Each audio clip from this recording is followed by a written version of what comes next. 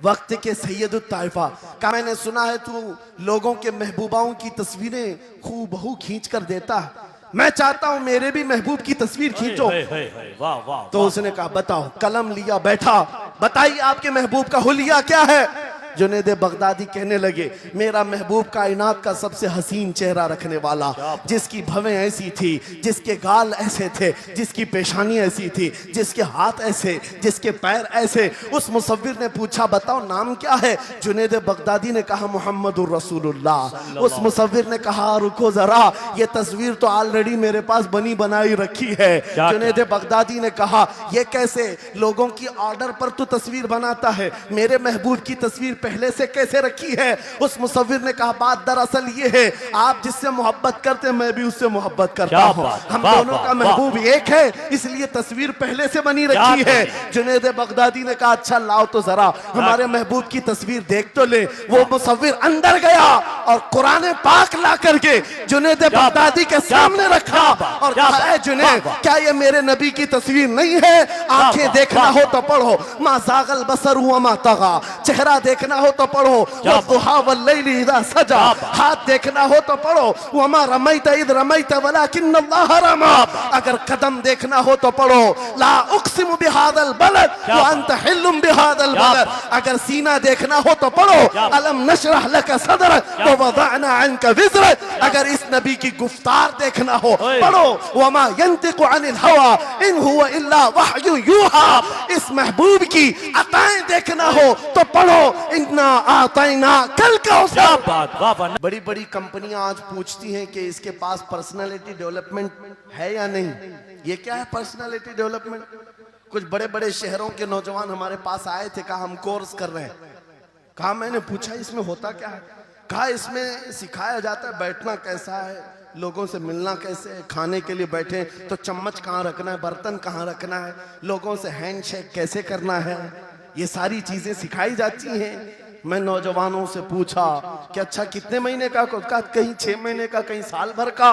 कहा अफसोस है उस कौम पर जिसका रसूल आया था ये कहते हुए बुइस्तु लिउतम्मिम मकारिमल अखलाक, मैं सबसे बुलंद अखलाक सिखाने के लिए दुनिया में आया हूँ। उस रसूल की उम्मत आज ऐसे लोगों के पास अखलाक सीखने जा रही है जिसको हलाल और हराम की तमीज नहीं, जिसको खड़े होकर पेशाब करने में फख्र लगता हो, उसके पास तो ये अखलाक सीखने जा रहे हैं, पर्सनैलिटी डेवलपमेंट सीखने जा रहे हैं। और मैं तुम्हें बताता हूँ कुरानी अखलाक क्या है। मौला करीम ने अपने हबीब को जो बयान किया है, सूरे लुकमान उठाओ, बाप अपने बेटे को नसीहत क्या क्या करता है, अगर 3 आयतें भी पढ़ लो तुम्हारी जिंदगी सुधर जाएगी। लुकमान हकीम अपने बेटे से कहते हैं या बुनय्या अक़िमिस सलात वअमुर बिल मारूफ वन्हा अनिल मुनकर वस्बिर अला मा असाबक, ऐ बेटा नमाज पढ़ा कर, बुराइयों से बचा कर, अच्छाइयों की बात कर, जो मुसीबत आए उस पर सब्र कर। ये सिर्फ जुमले नहीं है, ये जुमले नहीं है।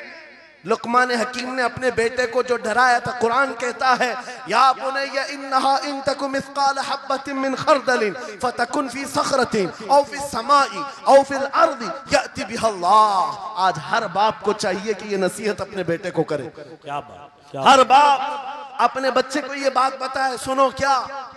लुकमान कहते हैं बेटा बुराई अगर तूने कर लिया, ये मत समझना कि मैं रात के अंधेरे में छुप कर लिया।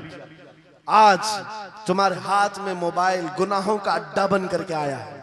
सिर्फ एक टच स्क्रीन पर सारी दुनिया तुम्हारे सामने नंगी नाचती हुई नजर आती है। कितने नौजवानों ने अपने अखलाक का कत्ल कर लिया है, उनकी आंखें हया से नापाक हो गई हैं। कितने लोगों ने अपना नूरे ईमान बेच दिया मोबाइल की स्क्रीन पर चलने वाली इन बेहया तस्वीरों पर। कितने तो फरेफ्ता हो गए, कितने जवानी बर्बाद कर चुके हैं। तुम क्या समझते हो मेरे अजीजों। एक जवान ने मुझे बताया था, रात के वक्त मैं तन्हा मोबाइल लेकर बैठा था, अचानक पर्दा हिला तो डर लगा, जल्दी से स्क्रीन ऑफ किया बैठा। मुझे लगा माँ आई होगी, बाप आया हो, कोई आया होगा, लेकिन कोई नहीं। पर्दा हिला, एक बिल्ली आई थी, इससे भी डर लग गया। मैंने कहा पर्दे के हिलने से इतना डर है कि कोई आ जाए, तेरा ईमान कहां गया। वो मौला कहता है यअलमु खाइनतल अयुनि व मा तुख्फी सुदूर, वो रब तुम्हारे दिलों में गुजरने वाले हालात को भी देख रहा है, बेशक तुम्हारी आंखों की खयानत को भी वो देख रहा है। जब तुम्हारा यकीन ही खत्म हो गया तो क्या करोगे? इसीलिए अरबी का मशहूर मकौला है, इज़ा लम तस्तही फफ़अल मा शिअत वस्ना मा शिअत। जब तुम्हारे अंदर से हया निकल जाए तो जो चाहे करो, जो चाहे कर लो। आज लुकमान हकीम की वो बात मैं पेश कर रहा था, आयत मुकम्मल करता हूं।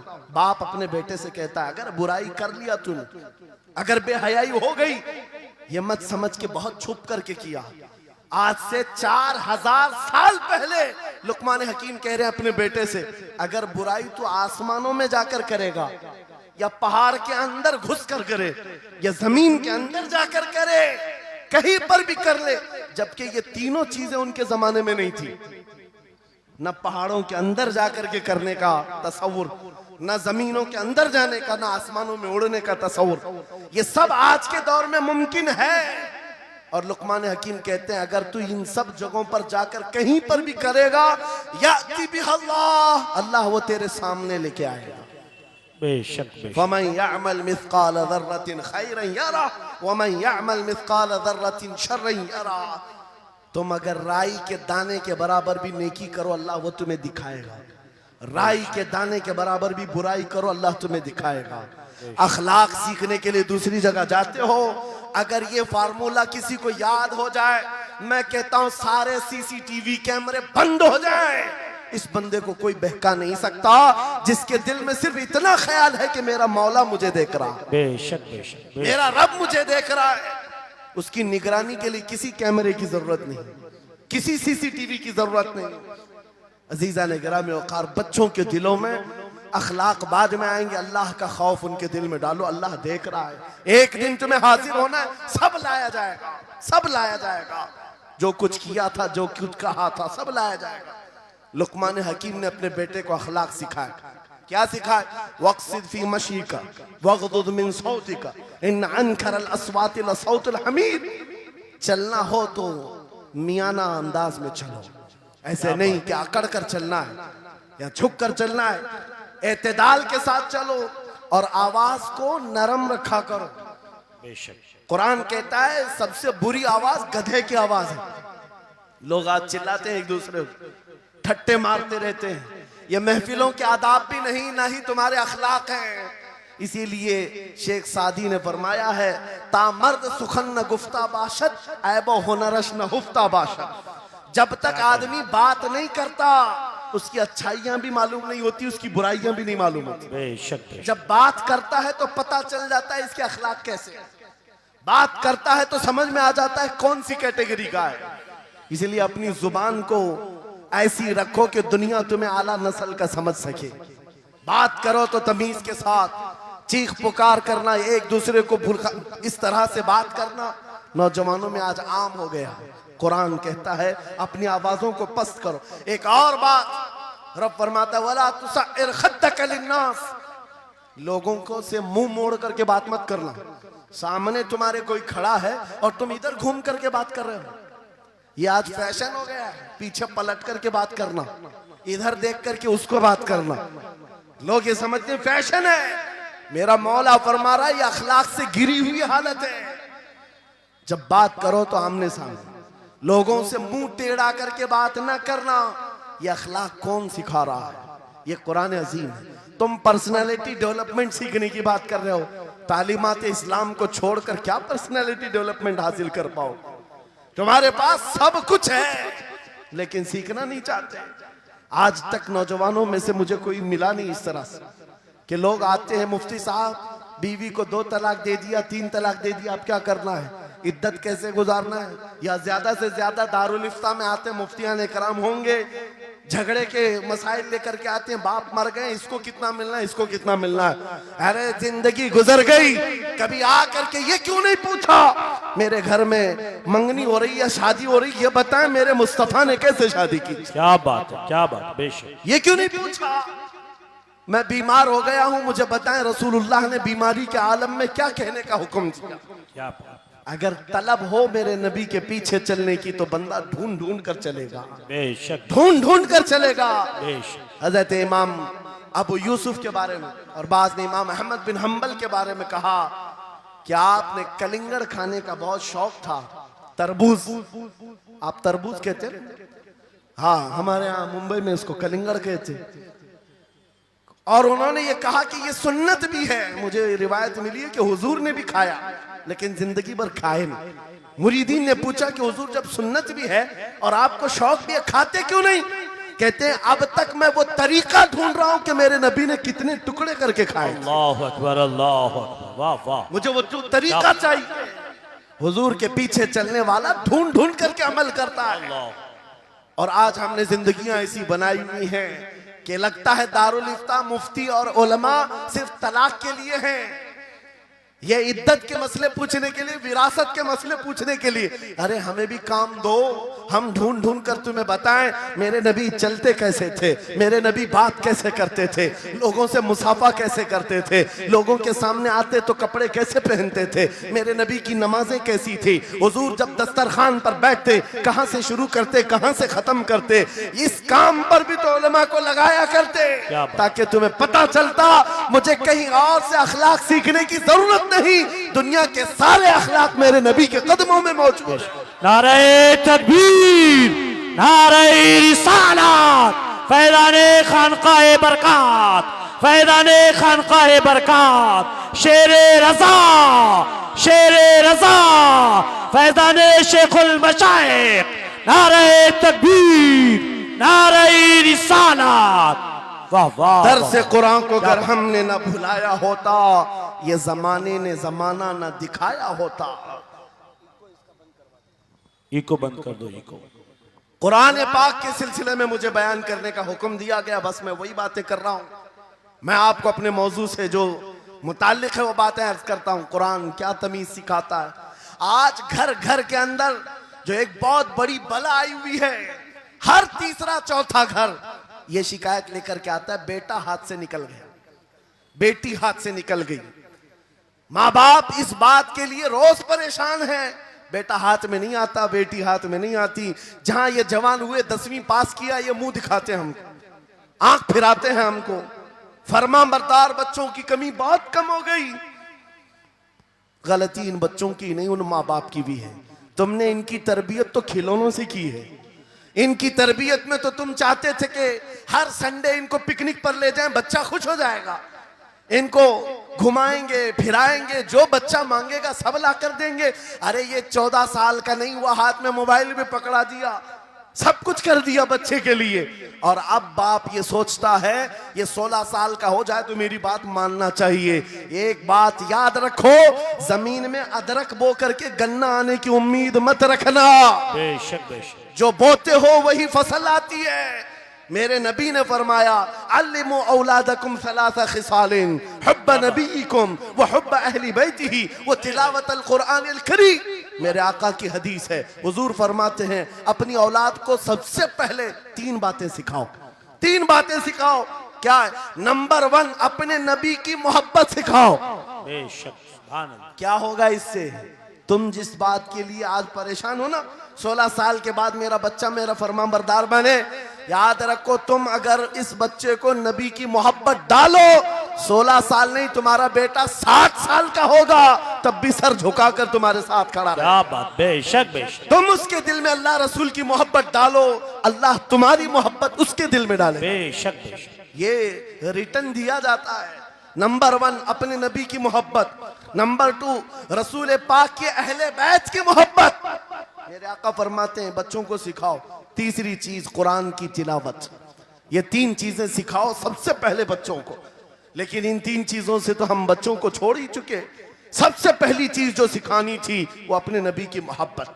अजीजा ने गिरामी वखार, आज घर घर के अंदर ये जो मुसीबतें आई हैं, माँ बाप की नहीं सुनता।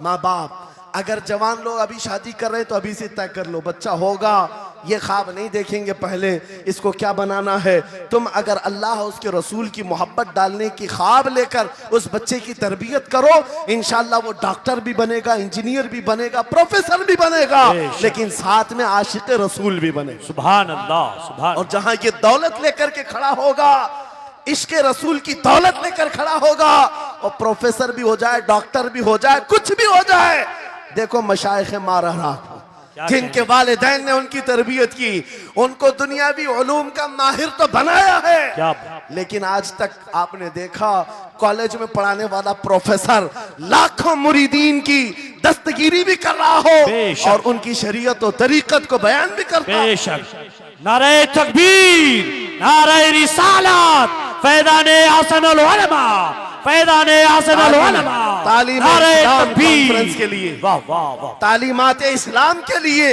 ये घराना आइडियल है। मैं मुबालगा आराई नहीं कर रहा हूं, मुबालगा आराई नहीं कर रहा हूं। बेशक। जहां पर एक बेटे को बाप ने वक्त का एक बड़ा प्रोफेसर बनाया तुम्हारे इसी शहर का, क्या बात, दूसरा बेटा अगर इनकम टैक्स का चीफ बन चुका हो, क्या बात। बेशक। तीसरा अगर पुलिस की डिपार्टमेंट में डीआईजी या बड़े ओहदे पर पहुंचा हो, बेशक। लेकिन हमने हर एक को देखा, चाहे ये दुनिया के किसी मकाम पर जाएं, जब ये अपने असलाफ की बारगाह में आते हैं तो सर झुकाए हुए शरीयत के तरीकत के संगम नजर आते। क्या बात। बेशक बेशक क्यों? बेशक। इसलिए कि इनकी तरबियत सिर्फ और सिर्फ ट्यूशन के बहाने नहीं छोड़ दी गई थी, क्या कहने। लोगों की गोद में डालकर। जैसे आज लोगों को लगता है बच्चे को पढ़ाने के लिए महंगी स्कूल दे दो, अच्छी से अच्छी स्कूल, और बच्चा आए तो शाम में ट्यूशन के लिए किसी टीचर या प्रोफेसर को दे दो। बच्चा तुम्हारी गोद में आया ही नहीं।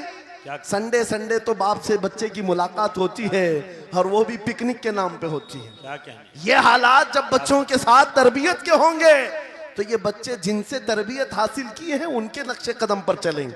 लेकिन तुम अगर शरीयत का ट्रांसफर चाहते हो, स्कूल भी पढ़ाओ, ट्यूशन भी पढ़ाओ, लेकिन इश्क रसूल की दौलत अपने सीने से इनके सीने में डालो। बिल्कुल बेशक बेशक। अजीजा ने गिरामी, मेरा मौला फरमाता है वक़ज़ा रब्बुका अल्ला तअबुदू इल्ला इय्याहु व बिल वालिदैनि इहसाना।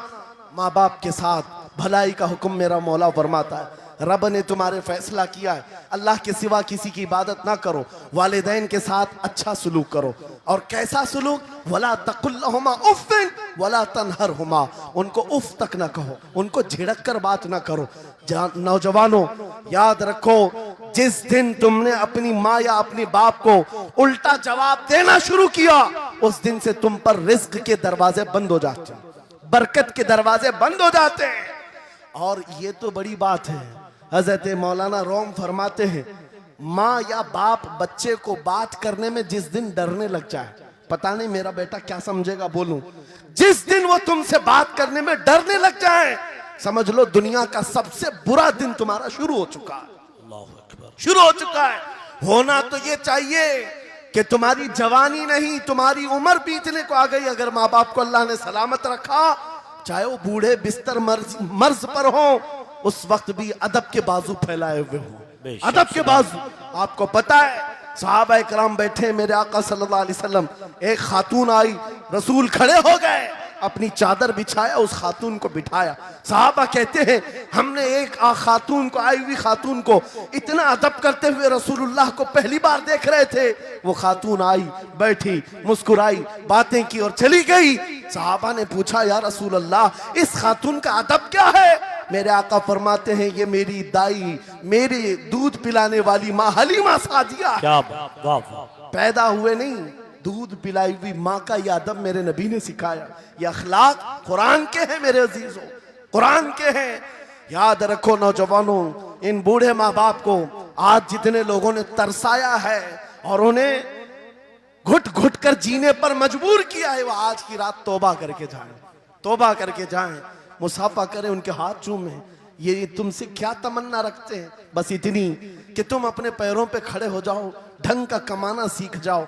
नौजवान को इनका डांटना बुरा लगने लगता है, माँ बार बार चिल्लाती है, बाप बार बार डांटता है, घर छोड़कर भाग गया, फिर उसके बाद याद रखो अल्लाह ताला ऐसे जूतों पर तुम्हें डाल देता है जो तुम्हारी हैसियत के भी नहीं होते, कमतर लोग तुम्हें हाँकते रहते हैं। इससे बेहतर है हमें पैदा की हुई माँ, हमें दूध पिलाई हुई माँ अगर डांटती है, कोसती है, मारती है, ये नेमत है। एक नौजवान के बारे में मैं अक्सर कहा करता, हमारे साउथ का था, बड़ा बिगड़ा हुआ, माँ मेरे पास आई थी, कह रही थी इसको समझा ले, मैं बेवा हूं, मैं बेवा हूं, इसका बाप बचपन में मर गया, ये बच्चा 2 साल का था, मेरा शोहर मर गया, मैं घरों की पतेलियां मांझ मांझ करके इस बच्चे को बड़ा की हूं, लेकिन आज ये औबाश बन गया है। बदमाशों की दोस्ती। मैंने उस नौजवान को बुलाया था, अपने करीब किया, समझाया, अल्लाह ने उसको समझ दे दी। वो लड़का थोड़ा बहुत सीधे रास्ते पर आया और बेंगलुरु गया था कमाने के लिए। मैंने कहा नौकरी कर, तेरी माँ कुछ नहीं चाहती, वो जिंदगी तो गुजार चुकी, अपने हाथों से कमाई है, बस ये चाहती है कि तेरी कमाई का एक लुकमा खा ले। ऐ नौजवान, क्या अपनी माँ को इतना भी सुख नहीं देना चाहता? गया था कमाने के लिए। मेरे अजीजों, आज भी वो मौजूद है, आज भी है। वो कमाया, महीना भर गुजरा था या 2 महीने ही, अपनी तनख्वाह लेकर के वतन वापस आया। अपने घर के पास जिस दिन वो पहुंचा था, घर के बाहर बहुत भीड़ जमी थी। लोगों से पूछा उसने तो पता चला उसकी माँ आज ही सुबह इंतकाल की। अल्लाहु अकबर। वो पैसों की गड्डी ला करके, जो कमाया था 1 महीने 2 महीने की तनख्वाह, माँ के कदमों में रख दिया। बहुत रोया। ये बात मैं तकरीरों में इसलिए कहता हूँ, उसने कई बार कहा, मुफ्ती साहब नौजवानों को सिर्फ इतनी बात कहें, मैं इस अजाब में रोज मरता हूँ। मेरी माँ जिंदगी भर लोगों के जूठे मांझ करके मुझे खिलाती रही और मैं एक लुकमा मेरी माँ को खिला ना सका। जिस दिन मैं लाया था पैसे, ये तो दुनिया से चल पड़ी। मुझे आज रोज इस बात का गम सताता है। आप नौजवानों से खिताब करते हैं, कम से कम इनसे कह दें कि तुम्हारे माँ बाप जिंदा हैं, होश में आ जाओ, अपने हाथों से उनको खिला तो सको, उनके हाथ पकड़कर चला तो सको। इसलिए कि दुनिया की अजीम नियामत है, जिसका बाप जिंदा है, जिसकी माँ जिंदा है, उसके हक में वो दुआ कर लें। मेरे आका फरमाते हैं, नबियों की दुआ उम्मत के बराबर जो होती है, वो बाप की दुआ बेटे के बराबर होती है। आज मैं गुफ्तगू समेटता हूँ, ख़त्म कर देता हूँ, इसलिए कि अखलाक इस्लाम बहुत वसी मौजू है, बहुत वसी मौजू है। लेकिन आपके लिए सिर्फ इतनी बात काफ़ी है कि कुरान को छोड़ करके अगर दूसरी जगह सीखने जाओगे तो मारे मारे फिरोगे। आज वापस आ जाओ उसी कुरान पर जिसको मेरे आका ने हमारे उरूज का जरिया बनाया है, हमारी तरक्की का रास्ता बनाया है। जानते हो, जब दुनिया के पास पार्लियामेंट नहीं थी, चलाने के लिए उसूल नहीं थे, पूरी दुनिया को कुरान ने उसूल बताए हैं, कानून बताए हैं। इस एक कुरान से फ़िक़्ह हनफी मिला, फ़िक़्ह शाफ़ई मिला, फ़िक़्ह हम्बली मिला, फ़िक़्ह मालिकी मिला। ये तो 4 मैंने नमूने बताए, 1 2 नहीं, 18 फ़िक़्ह की तदवीना पूरी दुनिया में मौजूद है। इस कुरान पर लिखी जाने वाली तफसीरों की तादाद पूरी दुनिया की किताबों से सबसे ज्यादा है। 700 तफसीरों के नाम मेरे पास मौजूद हैं। हर तरह से अलग अलग तफसीर की गई है, दुनिया की मुख्तलिफ जुबानों में इसके तर्जुमे किए गए। वो एक कुरान ऐसा है जो आज भी बबांगे दुहल पूरी दुनिया को चैलेंज कर रहा है। अगर तुम अल्लाह की बात को झूठा मानते हो, कुरान की तरह एक आयत ला करके बता दो, एक सूरत ला करके बना दो। आज दुनिया तरक्की बहुत कर चुकी होगी, टेक्नोलॉजी पर ये पाबंदे सलासिल कर चुकी और चांद पर कमंदे डाल चुकी, सूरज की शुआओं को कैद करके करंट बना दिया हो, सयाल मादे से दुनिया ने केमिकल बना दिया, सब बना दिया। लेकिन एक बात तय है, पूरे इंसान मिल जाएं, पूरे जिन्नात मिल जाएं, मेरा मौला फरमाता फिर भी वो कुरान के मिसल नहीं ला सकते। बेशक बेशक, वाह, कुरान के मिसल नहीं ला सकते। ये मौजज़ा तुम्हारे पास है, ये मौजज़ा तुम्हारे पास है। दुनिया के पास ये दौलत नहीं। उठो वगरना हश्र न होगा फिर कभी, दौड़ो के जमाना चाल अपनी चल गया। मेरे अजीजों, आखिरी बात, ये सारे उलूम तो कुरान में हैं, अखलाक भी कुरान में है, तिजारत के उसूल भी हैं, शादीशुदा ज़िंदगी के उसूल भी हैं, माँ बाप के साथ हुस्न सलूक भी है, बच्चों की तरबियत भी है, पड़ोसियों से मामलात भी हैं, उस्ताद और शागिर्द के हुकूक भी बयान किए गए हैं। ये सारे फील्ड अपनी जगह पर, लेकिन कुरान का जो गाज़ा है, कुरान की जो रूह है, कुरान का जो खालिस शहद है, वो क्या है? कुरान पढ़ने वाले को सबसे बड़ी दौलत अगर कोई मिलती है तो अपने नबी से बेइंतहा इश्क करने की दौलत मिलती है। आगाज से आखिर तक कुरान है नाते मुस्तफा, महबूब के बयान का कैसा अनोखा ढंग है। जुनैद बगदादी के जमाने में एक आर्टिस्ट आया था, एक मुसव्विर, लोगों की मुंह बोली तस्वीर खींचता था। अगर कोई आता अपनी महबूबा के बारे में कहता उसकी आंखें ऐसी, उसकी नाक ऐसी, उसकी भवें ऐसी, उसकी पेशानियां ऐसी, वो उसी तरह से तस्वीर निकालता था, आर्टिस्ट था। और लोगों की कतारें लगी थी अपने अपने महबूब महबूबाओं की तस्वीरें निकालने के लिए, इसलिए कि आपकी तरह मोबाइल उस जमाने में नहीं थे जो हर घड़ी खींच लिया करें। वो जुनैद बगदादी का दौर, आर्टिस्ट तस्वीर निकालता था। जब ये बात पता चली, हजरत जुनैद बगदादी भी उस मुसव्विर के घर चले गए, लाइन में खड़े हो गए। जब आपका नंबर आया तो उस मुसव्विर ने पूछा, मौलाना आपका क्या काम है? वक्त के सैयद ताइफा का मैंने सुना है तू लोगों के महबूबाओं की तस्वीरें खूबहू खींच कर देता है, मैं चाहता हूं मेरे भी महबूब की तस्वीर खींचो। वाह वाह। तो उसने कहा बताओ, कलम लिया बैठा, बताइए आपके महबूब का हुलिया क्या है?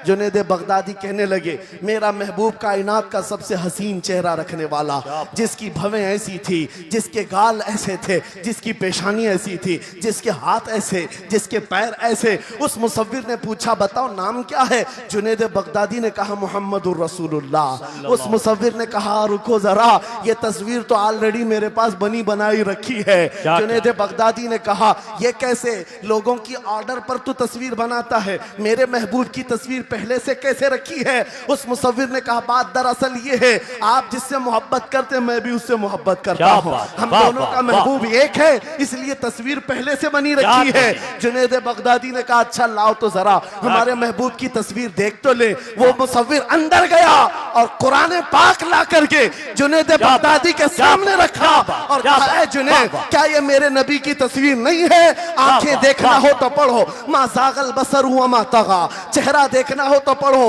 वद्दुहा वल्लैलि इज़ा सजा, हाथ देखना हो तो पढ़ो, वमा रमैत इज़ रमैत वलाकिन्नल्लाह रमा, अगर कदम देखना हो तो पढ़ो, ला उक़सिमु बिहादल बलद व अंत हिल्लुम बिहादल बलद, अगर सीना देखना हो तो पढ़ो, अलम नशरह लका सदरक व वदअना अन्का विज़रक, अगर इस नबी की गुफ्तार देखना हो पढ़ो, वमा यंतिकु अनिल हवा इन हुवा इल्ला वहयु यूहा, इस महबूब की अताएं देखना हो तो पढ़ो, इन्ना आतैना कल कौसर। बात बाबा, नारे तकबीर, नारे रिसालत, फैज़ाने कुरान मुक़द्दस, फैज़ाने कुरान मुक़द्दस, फैज़ाने खानक़ाह माहिरा,